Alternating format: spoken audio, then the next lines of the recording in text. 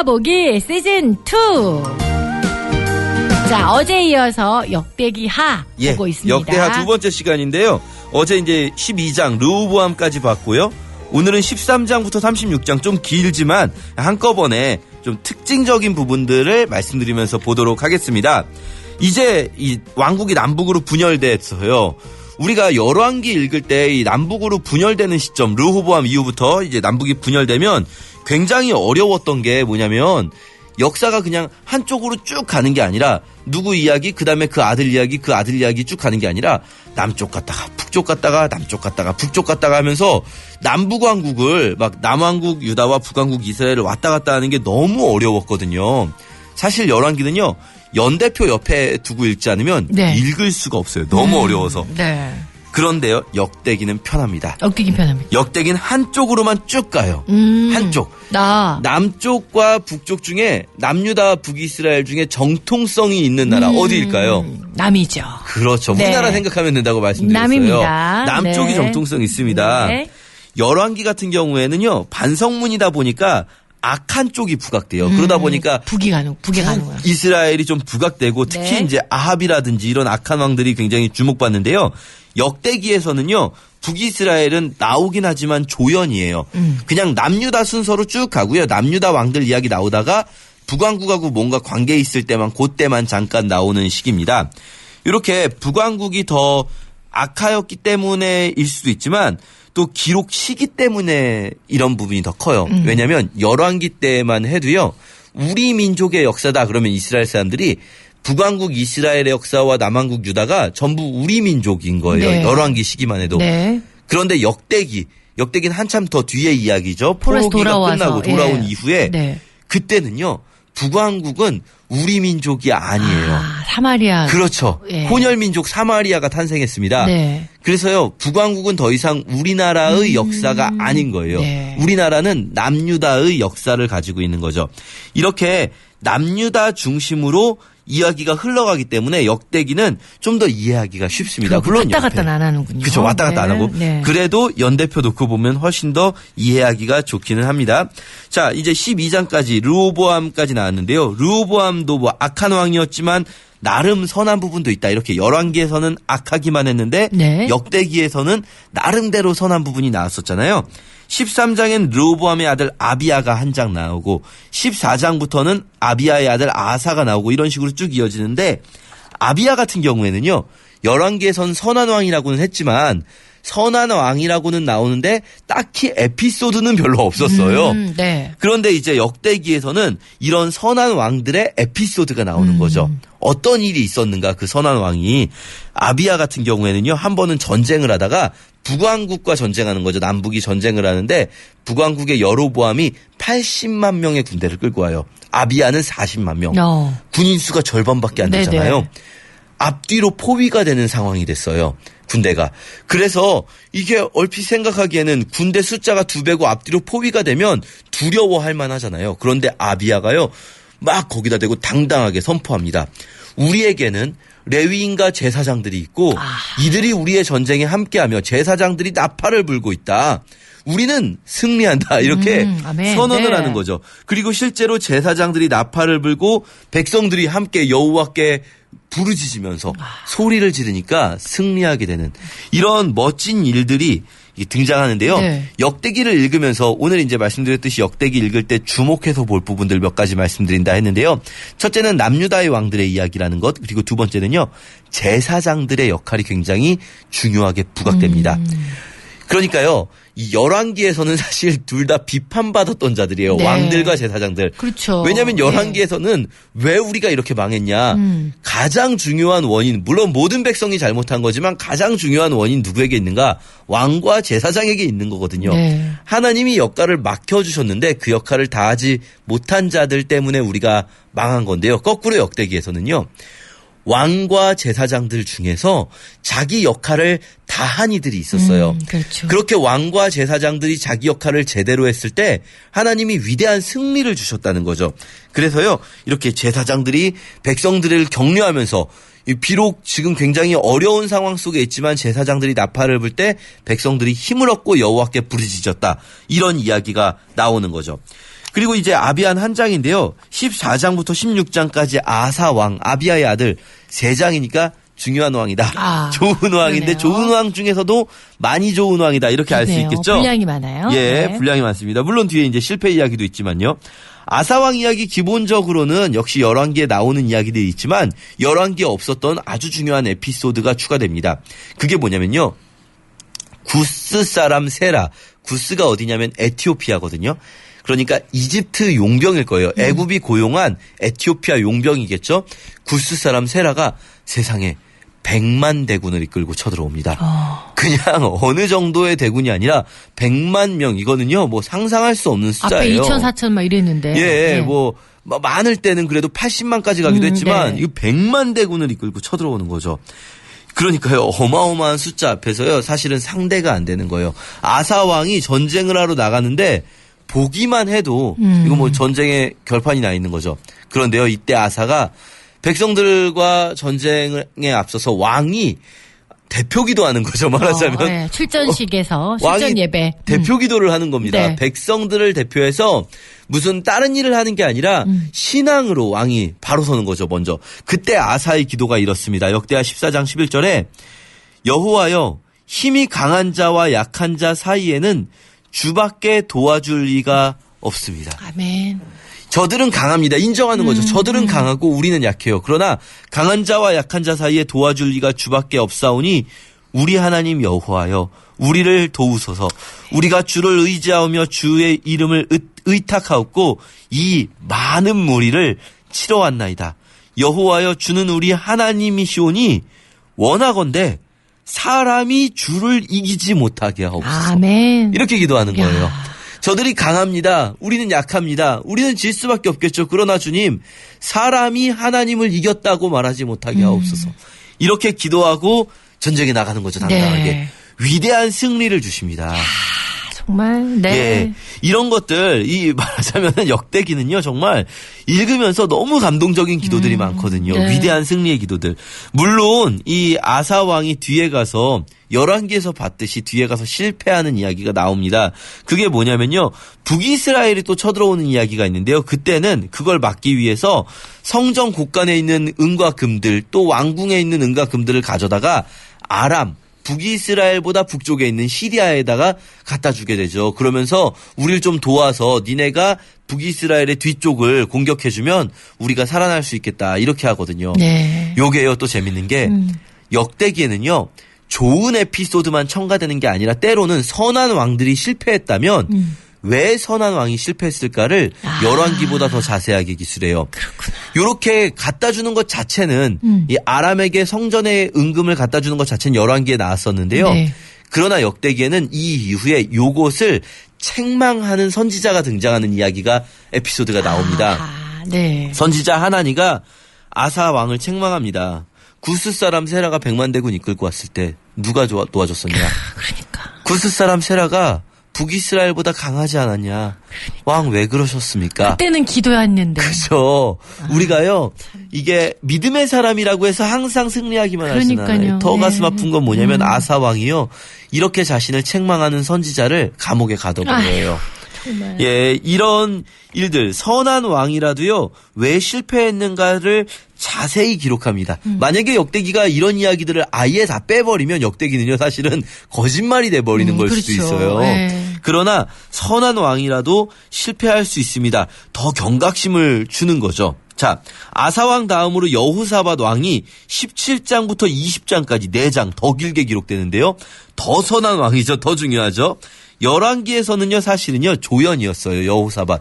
주인공이 누구였냐면 아합이었어요. 아합이 주인공이고 아합과 여호사밧이 동맹을 맺었는데 여호사밧이 약간 조연이었다면 거꾸로 이번에는 아합은 조연입니다. 그냥 여호사밧과 동맹을 맺은 왕이고요. 여호사밧이 주인입니다. 자, 여기서 눈에 띄는 에피소드는 20장이에요. 여호사밧의 정말 위대한 모습이 나오는데요.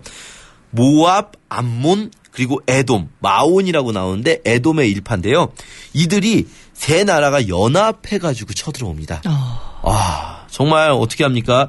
세 나라가 연합해서 쳐들어오는 상황 속에서 이 예루살렘이 함락 직전에 예루살렘 가까이까지 오게 돼요. 그때 여호사밧이요 백성에게 금식을 선포하고 백성들을요 성전 뜰로 모읍니다. 자, 성전이 어떤 일을 하는 곳인가? 회개. 기억나시죠? 네. 여호사밧이 이렇게 기도합니다. 백성들을 모으고 그들이 이 땅에 살면서 주의 이름을 위하여 한 성소를 주께 건축하고 이 성소를 우리가 건축하고 우리가 기도할 때 만일 재앙이나 난리나 견책이나 전염병이나 기근이 우리에게 임하면 주의 이름이 성전에 있으니 우리가 이 성전 앞과 주 앞에 서서 환난 가운데서 주께 부르짖으면 주께서 들으시고 구원하시라 하였나이다 라고 하나님께 기도하는 거죠. 이거 솔로몬이 말했던 겁니다. 네. 그러니까 우리가 이곳에서 회개의 기도를 올리면 그때 하나님 들으시겠다고 하셨잖아요. 우리가 지금 이곳에서 회개의 기도를 합니다. 하면서 계속 기도를 길게 하는데요. 12절에 이렇게 말합니다. 우리 하나님이요 그들을 징벌하지 아니하시나이까 우리를 치러 오는 이 큰 무리를 우리가 대적할 능력이 없고 어떻게 할 줄도 알지 못하옵고 오직 주만 바라보나이다 하고 기도합니다. 오직 주만 바라봅니다. 우리에겐 능력이 없습니다. 우리는요 이 성전에 모여 함께 기도합니다. 우리를 도우소서 하고 막 기도하고 있는데요. 그때 갑자기 백성들이 막 같이 기도하잖아요. 네. 백성들 중에 레위인 한 명이 야하실이라는 사람이 벌떡 일어나서 선언하는 거죠. 하나님께서 응답하셨습니다. 하나님께서 우리에게 두려워하거나 놀라지 말라. 이 전쟁은 너희에게 속한 것이 아니요 나에게 속한 것이다. 너희는 내일 이 예루살렘 성벽을 의지하고 공성전하지 말고 성벽 밖으로 나가서 그들에게 나아가라. 너희는 내일 내가 하는 일을 보게 될 거다. 여기서 또 사실 기도에 응답하셨지만 이 예루살렘 성벽을 포기하고 나가는 거 쉬운 일 아니거든요. 그렇죠. 예, 성벽이 사실은 굉장히 보호를 해주잖아요. 그럼요. 네. 그러나 여호사밧이 백성들을 이끌고 다음 날 성벽을 벗어나서 하나님 명령하신 대로 드고와 뜰로 나갑니다. 그런데요, 정말 멋진 게 여호사밧이 이때 맨 앞에 누구를 세우냐면 맨 앞에는 그래도 군대를 세워야 될 것 같잖아요. 그런데 맨 앞에 성가대를 세웁니다. 레위인 노래하는 자들. 예, 레위인 노래하는 자들에게 거룩한 예복을 입혀서 우리식으로 말하면 성가대 가운 입혀서 성가대를 전쟁터 맨 앞에 보내요. 네. 예, 여러분 성가대 하시는 분들 이쯤 돼야 성가대 하실 수 있겠죠. 이 정도의 각오는 돼 있어야 되는군요. 네. 그러면서 성가대가 노래하기 시작합니다. 주께 감사하되 주는 선하시고 인자하심이 영원함이라 찬양할 때 이들이 아까 말씀드렸는데 세 나라가 연합해서 온 거였거든요. 모압과 에돔과 암몬 족속이 세 나라가 자기들끼리 갑자기 싸우기 시작하는 거예요. 야, 진짜 뭔가 기적이야. 의견 차이가 있었는지 그렇죠. 어쨌는지 갑자기 세 나라가 서로 싸우면서 돌아가 버리는 이런 위대한 승리의 이야기가 바로 역대기에 기록되어 있습니다. 남유다의 왕들의 이야기인 거죠. 자, 이렇게 여호사밧 이야기가 20장까지 있고요. 여호사밧의 아들 여호람이 21장의 악한 왕인데요. 악한 왕인데 그러나 다윗 때문에 나라는 망하지 않게 했다. 이런 표현이 등장합니다. 악한 왕에서는. 그리고요. 재미있는 표현. 여러분이 또 역대기 읽을 때 주목해서 보실 표현이 하나 있는데요. 20절 마지막에 보시면 여호람이 이제 죽은 후에 그가 세상을 떠났으니 무리가 그를 다윗성에 장사하였으나 열왕의 묘실에는 두지 아니하였더라. 자, 이게 무슨 말이냐면요. 열왕기에서는요. 남유다의 왕들은 그냥 다 다윗성에 장사됐다 이렇게 말거든요. 예루살렘에 장사된 거죠. 다. 그런데 역대기에서는요. 장사된 위치가 구체적으로 표현돼요. 어디에 장사되는가. 어디에 묻히는가. 다윗성 안에서도요. 왕들의 묘실이 있어요. 네. 열왕의 묘실에 들어가는 왕이 있고요. 왕들의 묘실에 들어가지 못하는 왕이 있어요. 그리고 또 어떤 왕은 왕들의 묘실에 접한 땅. 그러니까 완전히 딴 데는 아니고 그냥 왕들의 근처에. 묘실은 아니지만 그 근처에 묻히는 왕도 있고요. 또 어떤 왕은 히스기야 같은 경우에 왕들의 묘실 중에서도 높은 곳에 묻히는 왕이 있어요. 히스기야죠. 또 어떤 왕은 아예 다윗성이 아니라 그냥 유다의 다른 성읍에 묻히는 왕도 있어요. 이게 어떤 의미냐면요. 왕들이 죽은 후에 그 시대 사람들이 그 왕을 평가하는 거예요. 그러니까 왕들이 죽은 후에 이 왕은 어떤 왕이었다라는 평가로 이제 왕들을 어디에다가 장사를 하는가가 역대기에는 기록이 돼 있는 거죠. 이런 것들 역대기 읽으실 때 주목해서 보실 수가 있습니다. 그리고 이제 또 22장으로 넘어가면 아하시아 왕 나오고요. 23장에 요아스 왕 나오고요. 이렇게 나오는데요. 이 요아스 기억하실지 모르겠어요. 아달랴라는 사람이 예후가 아달랴는 원래 아합의 딸이고 북이스라엘의 공주였는데 네. 남유다와 결혼을 하죠.